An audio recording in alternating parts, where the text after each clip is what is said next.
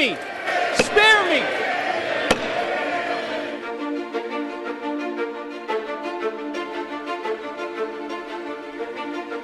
Mr. Speaker, I may be new to Washington, but apparently I've learned something that the other side of the aisle has not, which is how to read a bill.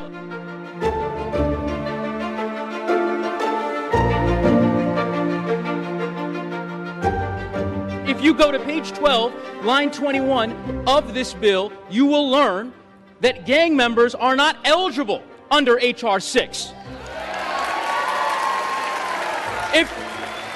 Mr. Speaker, if you don't believe me, I will quote the bill.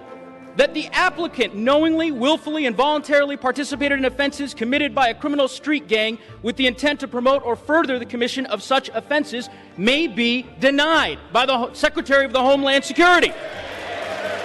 So, look, spare me! Spare me! To the gallery, please. Mr. Speaker. The gentleman will suspend. The gentleman will suspend. Members will come to order. The chair will remind all persons in the gallery that they are here as guests of the House and that any manifestation of approval or disapproval of proceedings is in violation of the rules of the House. The gentleman may proceed.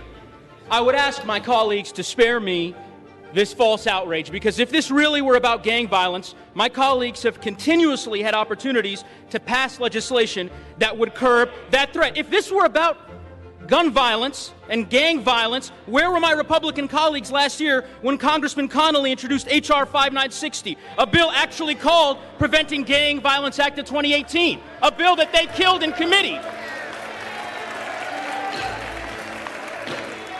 If my colleagues will suspend. Members, you must come to order and respect the gentleman's time. The gentleman may proceed. If my colleagues across the aisle truly wanted to combat gang violence, why did they refuse to let H.R. 1297, the Youth Promise Act, come out of committee when it was introduced in the 114th Congress by Congressman Scott? At the end of the day, there is no question that no one is interested in allowing gang members to benefit from the Dream and Promise Act, and that is why this bill addresses this exact issue.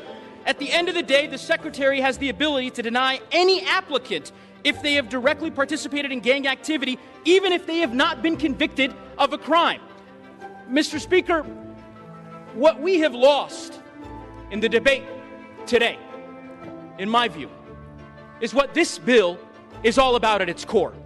I rise today not just as a member of this body, not just as a proud American, but as the son of immigrants, as the son of African refugees who came to the United States over 35 years ago from a war-torn country in East Africa. They became naturalized citizens, and they never forgot nor took for granted the freedom and the opportunities that the United States of America gave them and their children. I would like to offer a quote, and the quote is as follows: "It is bold men and women yearning for freedom and opportunity who leave their homelands and come to a new country to start their lives over. They believe in the American dream, and over they make it come true for themselves, for their children, and for others. They give more than they receive. They labor and succeed, and often they are entrepreneurs, but their greatest contribution is more than economic, because they understand in a special way how glorious it is to be an American." That quote, that's not my words.